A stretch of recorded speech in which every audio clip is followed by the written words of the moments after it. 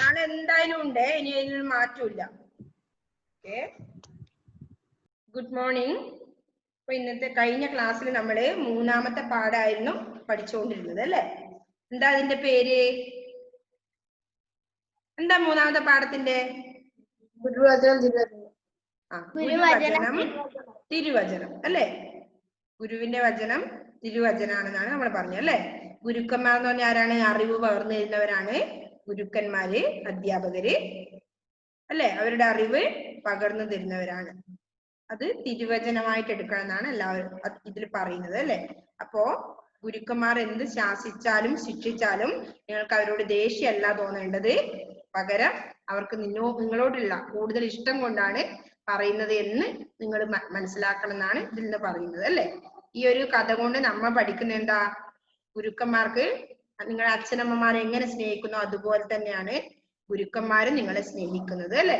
Okay, അതുകൊണ്ട് നിങ്ങളുടെ അച്ഛനമ്മമാർ വഴക്ക് പറയാറുണ്ടല്ലോ, അതുപോലെയാണ് ഗുരുക്കന്മാരും വഴക്ക് പറയുന്നത്.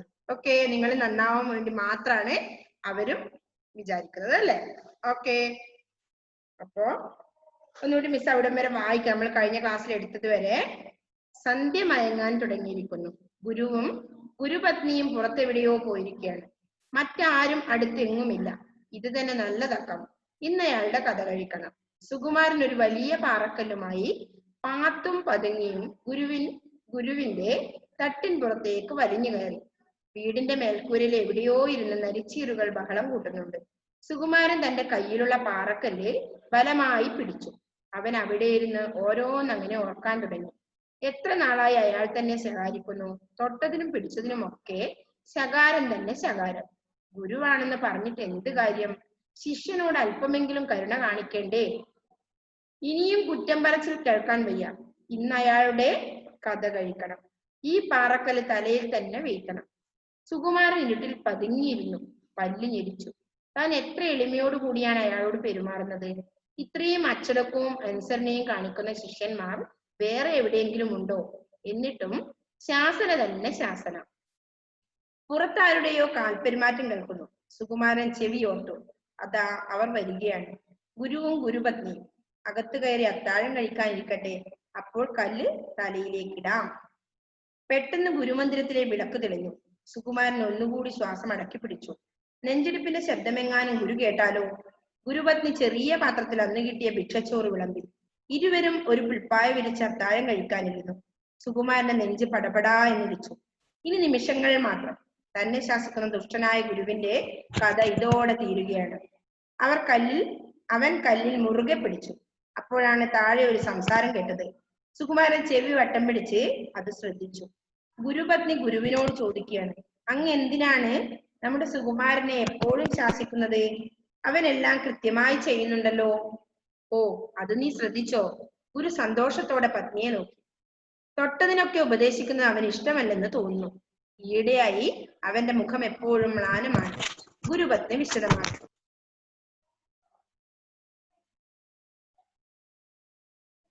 സുകുമാരൻ എന്റെ ഏറ്റവും മിടുക്കനായ ശിഷ്യനാണ്. അവനിൽ പല വിശിഷ്ട ഗുണങ്ങളും ഒളിഞ്ഞിരിക്കുന്നുണ്ട്. പൊന്നുപോലെയാണ് അവന്റെ മനസ്സ്. എങ്കിലും ചെറിയ കുറവുകൾ അവനിൽ കാണുന്നുണ്ട്. അതുകൂടി നീക്കി അവനെ ഊതിക്കാച്ചിയ പൊന്നുപോലെ തിളക്കമുള്ളവനാക്കാനാണ് ഞാൻ ശ്രമിക്കുന്നത്. അല്ലാതെ വെറുതെ ശകാരിക്കുകയല്ല. ഗുരുവിന്റെ മുഖം അഭിമാനം കൊണ്ട് തുടുത്തു. ഇതുവരെയല്ലേ നമ്മൾ പഠിച്ചത്? ഓക്കെ, അപ്പൊ നെക്സ്റ്റ് പഠിക്കാം. ഓഹോ, അങ്ങനെയാണല്ലേ.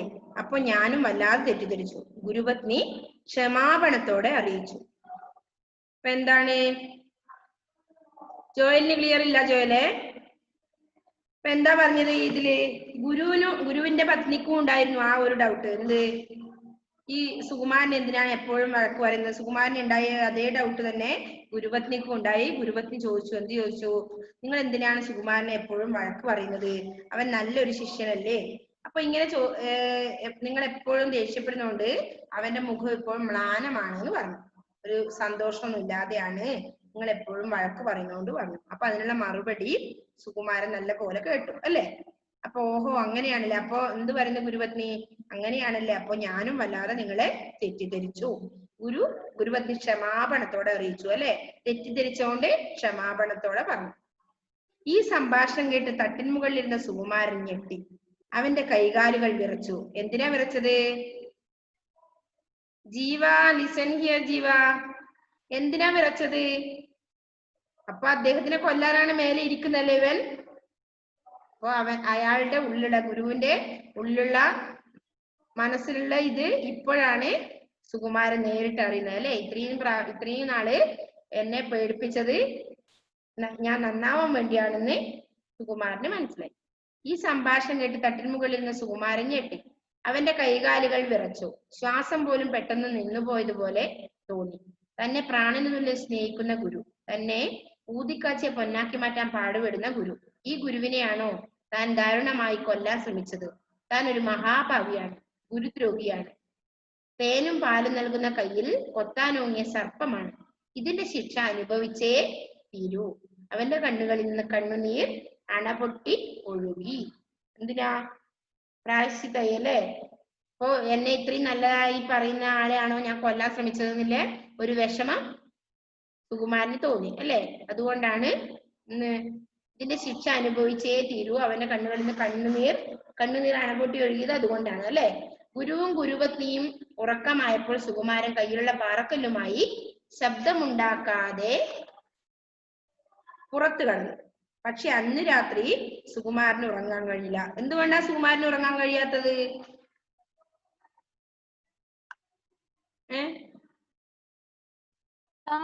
ജസ്റ്റസേ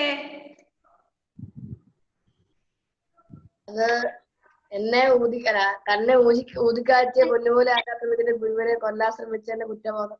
പ്രായശ്ചിത്തം അല്ലെ. എന്തോ ഒരു വിഷമം തോന്നി. കാരണം ഞാൻ എന്നെ അത്രയും സ്നേഹിക്കുന്ന ഗുരുവിനെയാണല്ലോ കൊല്ലാൻ ശ്രമിച്ചത് എന്നോർത്ത് അദ്ദേഹത്തിന് വല്ലാത്ത സങ്കടം ഉണ്ടായി അല്ലെ സുകുമാരന്. അതുകൊണ്ട് തന്നെ സുകുമാരന് എന്തെങ്കിലും ഒരു വിഷമം ഉണ്ടെങ്കിൽ നമുക്കന്ന് ഉറങ്ങാൻ പറ്റില്ല. ആരോമലും ജീവി എന്താ അവിടെ വേറെ എന്തെങ്കിലും ആക്ടിവിറ്റിയിൽ മുഴുകുന്നുണ്ടോ? Listen here. നിങ്ങൾ ഒരു കാരണവശാലും വിചാരിക്കരുത് നമ്മൾ ഇവിടെ ഇരിക്കുമ്പോൾ നിങ്ങളുടെ ഒരു കാരണവും നമ്മളെ അറിയില്ലാന്ന് പരസ്പരം നിങ്ങൾ ചാറ്റ് ചെയ്യേണ്ട. ക്ലാസ്സിൽ ശ്രദ്ധിച്ചാൽ മതി. ഓക്കെ. എല്ലാ ചാറ്റിങ്ങും നമുക്ക് വ്യക്തമായി കാണാൻ പറ്റും. ഓക്കെ. അപ്പോ നിങ്ങൾ ക്ലാസ്സിലിരിക്കുന്ന പഠിക്കാനാണെങ്കിൽ ഇങ്ങോട്ട് ശ്രദ്ധിക്കണം. മനസ്സിലാവുന്നുണ്ടോ? ഓക്കെ. നിങ്ങൾ എക്സ്ട്രാ ആക്ടിവിറ്റിയിൽ മുഴുകണ്ട. പഠിക്കുന്ന സമയത്ത് പഠിച്ചാൽ മതി കേട്ടോ.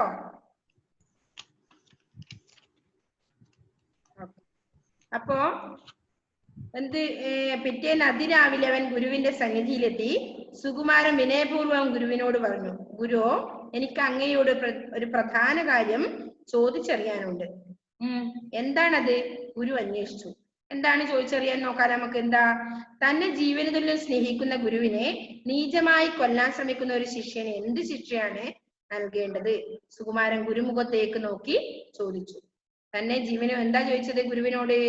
തന്നെ ജീവന് തുല്യം സ്നേഹിക്കുന്ന ഗുരുവിനെ നീചമായി കൊല്ലാൻ ശ്രമിക്കുന്ന ഒരു ശിഷ്യന് എന്ത് ശിക്ഷയാണ് നൽകേണ്ടതെന്ന് സുകുമാരൻ ഗുരുവിനോട് തന്നെ ചോദിച്ചു. ഗുരുവിനോട് തന്നെ മുഖത്ത് നോക്കി ചോദിച്ചു. അങ്ങനെയുള്ള ഒരു ശിഷ്യൻ ഉമിത്തിയിൽ നീറി മരിക്കുകയാണ് വേണ്ടത് എന്ന് ആര് മറുപടി പറഞ്ഞു? ഗുരു മറുപടി പറഞ്ഞു. അങ്ങനെ കൊല്ലാൻ ശ്രമിച്ച ഒരു ശിഷ്യനാണെങ്കിൽ അവൻ എന്താ ഒരിക്കലും ഗുരു ഇവനാണെന്ന് ചിന്തിക്കുന്നില്ല. അതുകൊണ്ട് പറഞ്ഞു, എന്ത് പറഞ്ഞു? അങ്ങനെയുള്ള ഒരു ശിഷ്യൻ ഉമിത്തിയിൽ നീറി മരിക്കുകയാണ് വേണ്ടതെന്ന് ഗുരു മറുപടി പറഞ്ഞു അല്ലെ. അപ്പോ എന്ത് ചെയ്തു? താമസിയാതെ സുകുമാരനൊരു വലിയ കുഴി കുഴിച്ച് അതിലിറങ്ങി നിന്നു. എന്നിട്ട് എന്ത് ചെയ്തു? പിന്നെ കഴുത്തറ്റം വരെ ഉമിയിട്ട് മൂടി. എന്നിട്ട് ആ ഉമിക്ക് തീ കൊളുത്തി. എന്താ ചെയ്തത്? ആ ശിഷ്യൻ ഒരു വലിയൊരു കുഴിയെടുത്ത് അതിൽ ഇറങ്ങി നിന്നു. പിന്നെ കഴുത്തറ്റം വരെ ഉമിയിട്ട് മൂടി. എന്നിട്ട് ആ ഉമിക്ക് തീ കൊളുത്തി. തന്റെ ഉത്തമ ശിഷ്യനായ സുകുമാരൻ ഇപ്രകാരം തെറ്റ് ചെയ്തെന്നറിഞ്ഞ് ഗുരുവിന്റെ ഹൃദയം വിങ്ങിപ്പൊട്ടി അല്ലെ. തന്റെ ഉത്തമ ശിഷ്യനായ സുകുമാരനാണ് ഇങ്ങനത്തെ ഒരു തെറ്റ് ചെയ്തതെന്ന് അറിഞ്ഞിട്ട് എന്ത് ചെയ്തു? ഗുരുവിന്റെ ഹൃദയം വിങ്ങിപ്പൊട്ടി. അല്ലാത്ത വിഷമായി.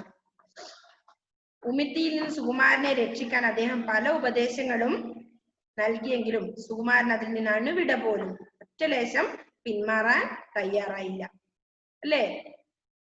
അദ്ദേഹം മരിക്കാൻ തന്നെ തീരുമാനിച്ചു. ജോയലിന് ക്ലിയർ ഇല്ല, ഷാനിഫിന് ക്ലിയർ ഇല്ല. പിന്നെ ആർക്കാ? ആരോമൽ സ്ട്രക്കാന്ന് പറഞ്ഞു അല്ലേ? ആരോമലെ കേൾക്കുന്നില്ലേ? ഓക്കെ.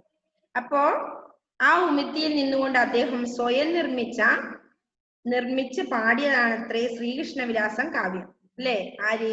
സുകുമാരൻ എന്ന കവി ശ്രീകൃഷ്ണ വിലാസം എന്ന കാവ്യം അവിടുന്ന് പാടിയതാണെന്ന്.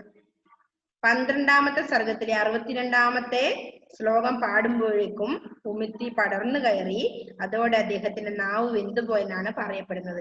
അപ്പൊ ആ കവിത ഇത് പൂർത്തിയാക്കാൻ, ശ്രീകൃഷ്ണ വിലാസം എന്ന കാവ്യം പൂർത്തിയാക്കാൻ ആർക്ക്? സുകുമാര കവിക്ക് കഴിഞ്ഞില്ല എന്നാണ് പറയുന്നത്. അപ്പോഴേക്കും അദ്ദേഹത്തിന്റെ നാവ് വെന്തുപോയി എന്നാ പറയുന്നത്. അങ്ങനെ പ്രതിഭാശാലിയായിരുന്ന സുകുമാര കവിയുടെ ശബ്ദം എന്നേക്കുമായി നിലച്ചു. എങ്കിലും ഗുരുഭക്തിയുടെ ഒരു വലിയ പ്രതീകമായി അദ്ദേഹം ഇന്നും ജീവിക്കുന്നു അല്ലെ? ഇപ്പൊ നമ്മൾ ആ കഥ പഠിച്ചു. എന്തുകൊണ്ടാ? അദ്ദേഹം ഗുരുവിനെ നിന്ദിച്ചതിന് സ്വയം മരണശിക്ഷ ഏറ്റുവാങ്ങിയ ആളാണ് അല്ലെ? അപ്പൊ ആ കാവ്യം, ശ്രീകൃഷ്ണവിലാസം എന്ന കാവ്യം പൂർത്തിയാക്കാൻ അദ്ദേഹത്തിന് പറ്റിയില്ല. 12ാമത്തെ സർഗത്തിലെ 62ാമത്തെ ശ്ലോകം പാടുമ്പോഴേക്കും ഉമിത്തി പടർന്നു കയറി അതോടെ അദ്ദേഹത്തിന്റെ നാവ് വെന്തുപോയെന്നാണ് പറയപ്പെടുന്നത്. അങ്ങനെ പ്രതിഭാശാലിയായിരുന്ന സുകുമാര കവിയുടെ ശബ്ദം എന്നേക്കുമായി നിലച്ചു. എങ്കിലും ഗുരുഭക്തിയുടെ ഒരു വലിയ പ്രതീകമായി അദ്ദേഹം ജീവിക്കുന്നു. ഇല്ല, അയാൾ മരിച്ചില്ലേ? അയാൾ ഗുരുഭക്തിയുടെ പ്രതീകമായി നമ്മളെ മനുഷ്യ മനസ്സുകളിൽ ജീവിക്കുന്നു എന്നാ പറഞ്ഞത് കേട്ടോ. ഓക്കെ, നടന്ന സംഭവം ആയിരിക്കും അല്ലെ? അങ്ങനെ പറഞ്ഞത് സുകുമാരകവി, ശ്രീകൃഷ്ണവിലാസം സുകുമാരകവിയുടേതാണ് കേട്ടോ. അപ്പൊ നല്ലൊരു നടന്ന കഥയായത്. ഓക്കെ, അപ്പൊ ഓർമ്മിക്കാന്ന് പറഞ്ഞ താഴെ കൊടുത്തിട്ടുണ്ട്. നിങ്ങൾക്ക് ഇതിൽ നിന്ന് മനസ്സിലായില്ലേ കഥ? നിങ്ങൾക്ക് ഇതിൽ നിന്ന് എന്തെങ്കിലും ഒരു പാഠം, നമ്മൾ ഓരോ കഥയും ഒക്കെ പഠിക്കുമ്പോ അതിൽ എന്നാ പഠിക്കുന്നത്? എന്തെങ്കിലും ഒരു പാഠം നമുക്ക് കിട്ടണം അല്ലെ? ഇപ്പൊ എന്താ കിട്ടിയത്? ഗുരുവിനെ നിന്ദിക്കരുതെന്നുമില്ല ഒരു കാര്യം മനസ്സിലായി. എന്ത് വഴക്ക് പറയുന്ന ടീച്ചറായാലും അവർക്ക് നിങ്ങളോടുള്ള സ്നേഹം കൂടുതൽ കൊണ്ടായിരിക്കും പറയുന്നത്, അല്ലെങ്കിൽ സ്നേഹം കുറവ് കൊണ്ടല്ല കേട്ടോ. അങ്ങനെ നിങ്ങൾ ചിന്തിക്കണം. പിന്നെ എന്താണ്? ഓർമ്മിക്കാൻ. അറിവിൻ ചെപ്പു തുറന്നു തരുന്നു അലിവോടെന്നും ഗുരുനാഥൻ, അക്ഷരവിദ്യ പഠിപ്പിക്കുന്നു നിത്യം നമ്മളെ ഗുരുനാഥൻ, സത്യത്തിന്റെ വഴിത്താരകളിൽ നമ്മെ നയിപ്പൂ ഗുരുനാഥൻ, വിജയകിരീടം ചൂടിക്കുന്നു നമ്മളെ എന്നും ഗുരുനാഥൻ അല്ലെ? ഗുരുനാഥൻ എന്തൊക്കെയാ ചെയ്യുന്നത്? അറിവിൻ ചെപ്പ് തുറന്നു തരുന്നു, അറിവിന്റെ ചെപ്പ് തുറന്നു തരുന്നു. പിന്നെയോ അലിവോടെന്നും ഗുരുനാഥൻ, അതായത് സ്നേഹത്തോടെ അറിവിന്റെ ചെപ്പ് തുറന്നു തരുന്ന ആളാണ് ഗുരുനാഥൻ. നെക്സ്റ്റ് എന്താ? അക്ഷരവിദ്യ പഠിപ്പിക്കുന്നു നിത്യം നമ്മളെ ഗുരുനാഥൻ, എല്ലാ ദിവസവും അക്ഷരവിദ്യ പഠിപ്പിക്കുന്നതാണ് ഗുരുനാഥൻ. പിന്നെയോ സത്യത്തിന്റെ വഴിത്താരകളിൽ നമ്മെ നയിപ്പൂ ഗുരുനാഥൻ, സത്യത്തിന്റെ വഴിത്താരകളിലേക്ക് നമ്മെ കൊണ്ടുപോകുന്നതാണ് ആര്? ഗുരുനാഥൻ. എവൻ, നീ പാട്ട് കേട്ട് ഉറങ്ങിപ്പോയോ? വിജയകിരീടം ചൂടിക്കുന്നു നമ്മളെ എന്നും ഗുരുനാഥൻ. ഉറങ്ങും പോലെ ഉണ്ടായിരുന്നു, കണ്ണെല്ലാം ചിമ്മിച്ചു. അപ്പൊ വിജയകിരീടം, നിങ്ങളെ വിജയത്തിന്റെ കിരീടല്ലേ ഏറ്റവും നല്ല വിജയം അല്ലേ? ആ വിജയത്തിലേക്ക് എത്തിക്കുന്ന ആരാ? ഗുരുനാഥൻ അല്ലേ? അറിവ് പകർന്നു തരുന്ന ആളാണ്. പിന്നെ അക്ഷരവിദ്യ, നിത്യവും നമുക്ക് അക്ഷരവിദ്യ പറഞ്ഞു തരുന്നതാണ് ഗുരുനാഥൻ. പിന്നെയോ വിജയകിരീടം ചൂടിക്കുന്നതോ ആരാ? ഗുരുനാഥന്മാരാണ്, അധ്യാപകരാണ്, അറിവ് തരുന്ന ആളാണ് എന്നാണ് പറഞ്ഞത്. അതുകൊണ്ട് അവരെ ഒരിക്കലും നിന്ദിക്കരുത് എന്നാണ് പറഞ്ഞത്. നിന്ദിച്ചു കഴിഞ്ഞാൽ നിങ്ങൾക്ക് തന്നെ പ്രായശ്ചിത്തം തോന്നും. അപ്പൊ വലിയൊരു കുഴിയെടുത്ത് അതിൽ കയറി ഉമിത്തിയിലിട്ട് വെന്ത് പോകേണ്ടി വരുന്നുണ്ട് അല്ലെ? അങ്ങനെ എല്ലാരും ഇപ്പോഴത്തെ ആളൊന്നും മരിക്കുന്നൊന്നും ഇല്ല കേട്ടോ. ഓക്കെ, ഇത് പഴയൊരു കഥ. അപ്പൊ ഇതാണ് ഗുരുവചനം തിരുവചനം എന്ന കഥയിൽ പറഞ്ഞത് അല്ലെ? ഒന്ന് വായിച്ചേ ആരോമലെ, കുറെ ദിവസമായി ആരോമല് വായിക്കുന്ന കഥ. അൺമ്യൂട്ട് ചെയ്ത് വായിച്ചേ. ടെക്സ്റ്റ് ഇല്ല. അപ്പൊ ടെക്സ്റ്റ് ഇല്ലാതെയാണോ ക്ലാസ്സിൽ ഇരുന്നത് ഇത്രയും നേരം? എവിടെ പോയി ടെക്സ്റ്റ്?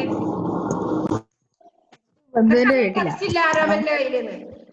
നിങ്ങൾ വിചാരിക്കുമ്പോ സുമാ മിസ് അങ്ങ് സ്കൂളിലല്ലേ നിൽക്കുന്നത്, ഞാൻ ഇവിടെ എന്റെ വീട്ടിലല്ലേ, നിങ്ങൾക്ക് എന്നാണെന്നൊന്നും അങ്ങനെയൊന്നുമല്ല. അങ്ങനെ ഒരു ബോധവൾക്ക് ഉണ്ടാവും അല്ലേ ആരോമലെ? പക്ഷെ അത് തെറ്റാണ്, നിങ്ങളെ വെറും തെറ്റാണ്. നിങ്ങൾ അതിൽ എന്തെങ്കിലും വേണ്ടാത്ത പണിയെടുക്കുമ്പോൾ നമുക്ക് മനസ്സിലാവുന്നുണ്ട് ഇവിടുന്ന്. നിങ്ങൾ ഇവിടെ ക്ലാസ്സിൽ ശ്രദ്ധിക്കുന്നില്ല എന്ന കാര്യം നമുക്ക് മനസ്സിലാവും. ഓക്കെ, അപ്പൊ ടെക്സ്റ്റ് കൊണ്ടുവന്നിട്ടാ വീട്ടിലേക്ക്? അവിടെ പോകുമ്പോ ടെക്സ്റ്റ് എടുത്തിട്ടില്ലേ? ഏത് ടെക്സ്റ്റ്? എന്റെ അനിയന്റെ കൂടെ പോയി. എന്റെ അവിടുത്തെ അനിയന്റെ കൂടെ പോയി. ബുക്കിന്റെ കൂടെ പോയി. നോട്ടും ഇല്ല? നോട്ടുണ്ടോ? നോട്ട് ഉണ്ടാവും അല്ലേ ആരോമലെ? ആരോമലെ എന്തിനാ ഇപ്പൊ പഠിക്കാൻ വന്നിരുന്നത്? നോട്ട് അവിടെ ഉണ്ടാവും എവിടെയെങ്കിലും. പിന്നെയോ ടെക്സ്റ്റ് ഇല്ല മിസ്സേ. ഓക്കെ, നെക്സ്റ്റ് ജീവ ഒന്ന് വായിച്ചേ. ജീവ അൺമ്യൂട്ട് ചെയ്ത് വായിച്ചേ ജീവ. ഞാൻ അൺമ്യൂട്ട് ചെയ്ത്, നിങ്ങളെ ആരും മ്യൂട്ട് ചെയ്തിട്ടില്ല. അൺമ്യൂട്ട് ആവുന്നില്ലേ? ജീവ പ്ലീസ് അൺമ്യൂട്ട്. ജീവ എവിടെ പോയെന്നോ? ജീവ പോയാ? ജീവ ഇവിടെ തന്നെ ഇരിക്കുന്നുണ്ട്. ജീവന്റെ ഫോട്ടോ സ്റ്റക്ക് ആയ ദിവസം തോന്നുന്നുണ്ട്. വായിക്കാൻ പറയുമ്പോ എന്ത് സ്ട്രക്ക് ആവുന്നാവോ? നെക്സ്റ്റ് ഷാനിഫ് വായിച്ചേ മോനെ.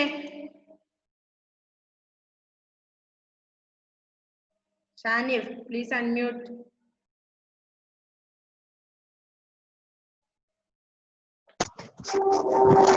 ഗുരുവചനം തിരുവചനം. ശ്രദ്ധിക്കണേ എല്ലാവരും. സന്ധ്യ മയങ്ങാൻ തുടങ്ങിയിരിക്കുന്നു. ഗുരുവും ഗുരുഭക്തിയും പുറത്തെവിടെയോ പോയിരിക്കുകയാണ്. മറ്റൊരും അടുത്തെങ്ങുമില്ല. ഇത് തന്നെ നല്ല തക്കം. ഇന്നയാളെ കഥ കഴിക്കണം. സുകുമാരൻ ഒരു വലിയ പാറക്കല്ലുമായി പാത്തും പതുങ്ങിയും ഗുരുവിന്റെ തട്ടിൻ പുറത്തേക്ക് വലിഞ്ഞു കയറി. വീട്ടിന്റെ മേൽക്കൂരയിൽ എവിടെയോ ഇരുന്ന് നരിച്ചിരുകൾ ബഹളം കൂട്ടുന്നുണ്ട്. സുകുമാരൻ തന്നെ കയ്യിലുള്ള പാറക്കല്ല് ബലമായി പിടിച്ചു. അവൻ അവിടെ ഇരുന്നു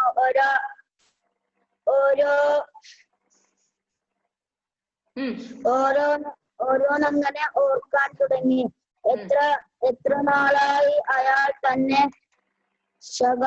ശകാരിക്കുന്നു. തൊട്ടതിനും പിടിച്ചതിനുമൊക്കെ ശകാരം തന്നെ ശകാരം.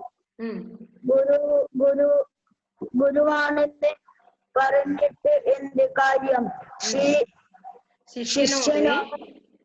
ശിഷ്യനോട് അല്പമെങ്കിലും കരുണ കാണിക്കേണ്ടേ?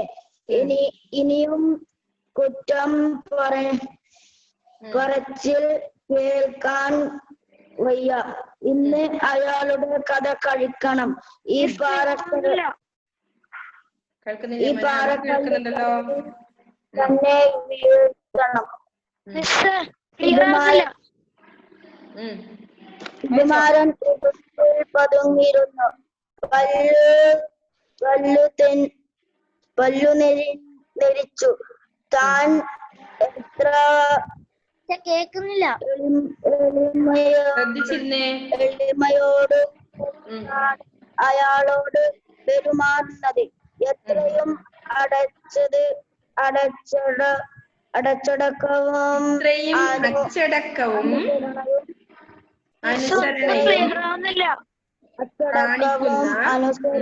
അനുസരണയും കാണിക്കുന്ന ശിഷ്യന്മാർ വേറെ എവിടെയെങ്കിലും ഉണ്ടോ?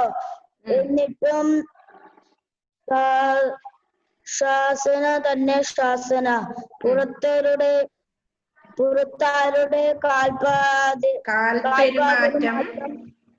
കാൽപെരുമാറ്റം കേൾക്കുന്നു. സുകുമാരൻ ചെവിയോർത്തു അതാ അവർ വരികയാണ്.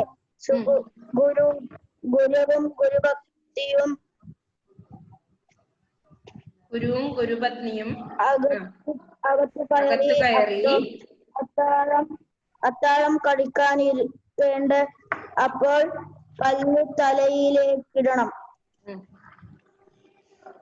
പെട്ടെന്ന്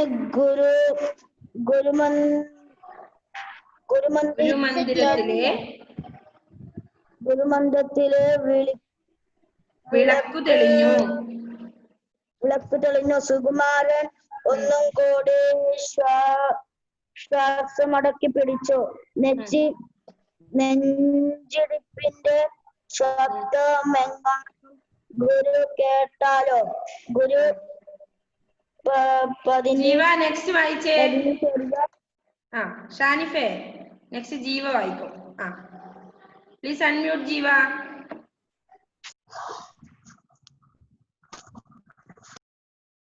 ജീവ ശ്രക്കായ.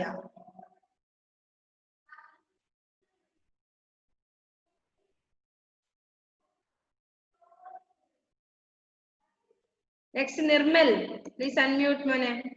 അൺമ്യൂട്ട് ചെയ്ത് വായിച്ചേ.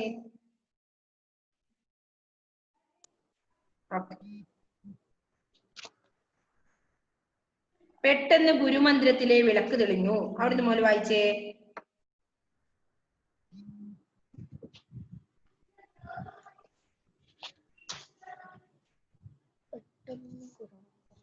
വായിക്കേ.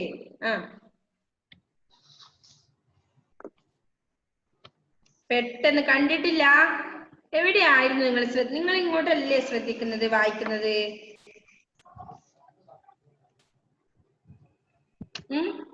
നിർമ്മലെ മനസ്സിലായിട്ടില്ലേ? ഇവര് വായിക്കാൻ പറയുമ്പോ സ്ട്രക്ക് ആവുന്നല്ലേ? ഹെവൻ ഒന്ന് വായിച്ചേ മോനെ. വായിക്കാൻ പറയുമ്പോ എല്ലാരും സ്ട്രക്ക് ആവുകയാണ്. സ്ട്രക്ക് ആവുന്നയാണോ?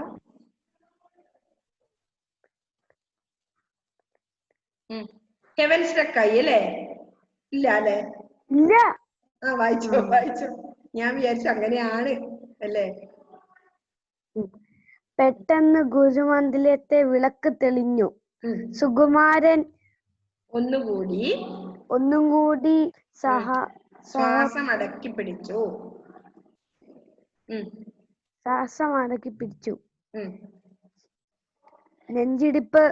നെഞ്ചിടിപ്പിന്റെ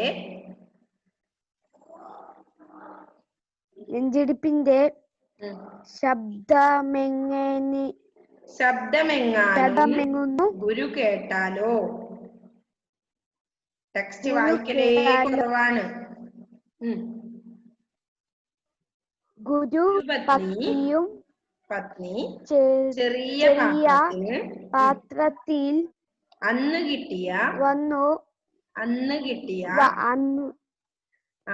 കിട്ടിയ ഭിക്ഷച്ചോറ് വിളമ്പി. ഇരുവരും ഒരു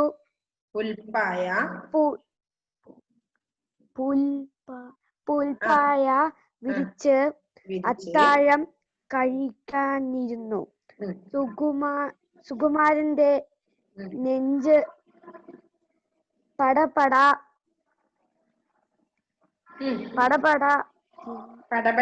ഇടിച്ചു.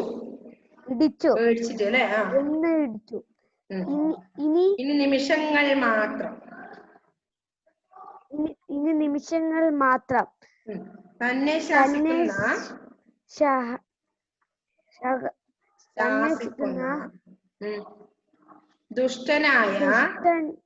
ദുഷ്ടനായ ഗുരുവിന്റെ കഥ ഇതോടെ തീരുകയാണ്. അവൻ കല്ലിൽ മുറുക്കെ പിടിച്ചു. അപ്പോഴാണ് താഴെ ആ ഒരു സംസാരം സംസാരം കേട്ടത്. അപ്പോഴാണ് താഴെ സംസാരം കേട്ടത്. സുകുമാരൻ ചെവി വട്ടം പിടിച്ചു. വട്ടം പിടിച്ചത് ശ്രദ്ധിച്ചു. അത് ശ്രദ്ധിച്ചു. ഗുരുപത്നി ഗുരുവിനോട് ചോദിക്കുകയാണ്. പത്നി ഗുരുവിനോട് ചോദിക്കുകയാണ്. അങ്ങ് എന്തിനാണ്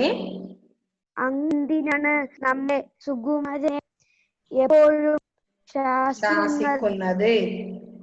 അവ എല്ലാം കൃത്യമായി ചെയ്യുന്നുണ്ടല്ലോ. നെക്സ്റ്റ് ജോയൽ ഒന്ന് വായിച്ചേ മോനെ. ജോയൽ പോയോ? ജോയൽ റെജിനോൾ പോയി. നെക്സ്റ്റ് നിജാതെ വായിച്ചേ. നിജാതെ. ഓ, അത് നീ ശ്രദ്ധിച്ചോ? ഗുരു സന്തോഷത്തോടെ പത്നിയെ നോക്കി. തൊട്ടതിനൊക്കെ അത് അവൻ ഇഷ്ടമല്ലെന്ന് തോന്നുന്നു. ഈയിടെയായി അവന്റെ മുഖം എപ്പോഴും മ്ലാനമാണ്. ഗുരുപത്നി വിശദമാക്കി. സുകുമാരൻ എന്റെ ഏറ്റവും ായ ശിഷ്യനാണ്. അവനിൽ പല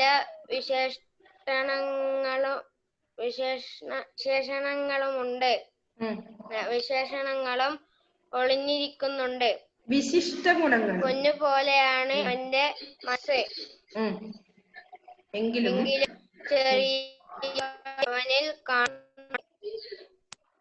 അതുകൂടി നീക്കി അവനെ ഊതിക്കാച്ചിയ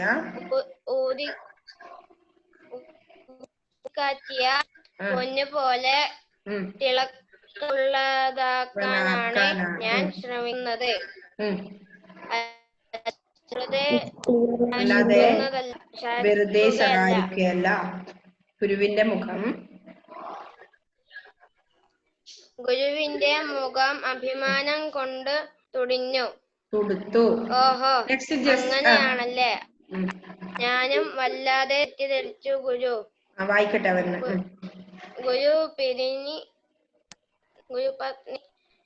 ഗുരുപത്നി ക്ഷമാപണത്തോടെ അറിയിച്ചു.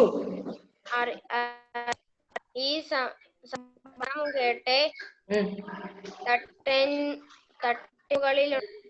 തട്ടിൻ മുകളിൽ ഇരുന്ന സുകുമാരൻ ഞെട്ടി.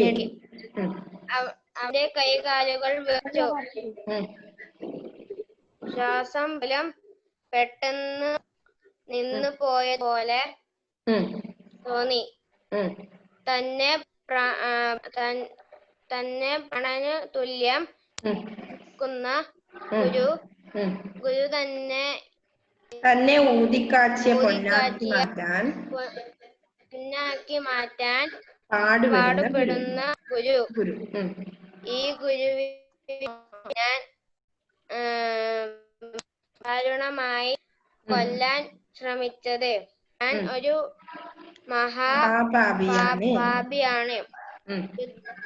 ഗുരുദ്രോഹിയാണ്. തേനും പാലും നൽകുന്ന കയ്യിൽ കൊത്താനോങ്ങിയ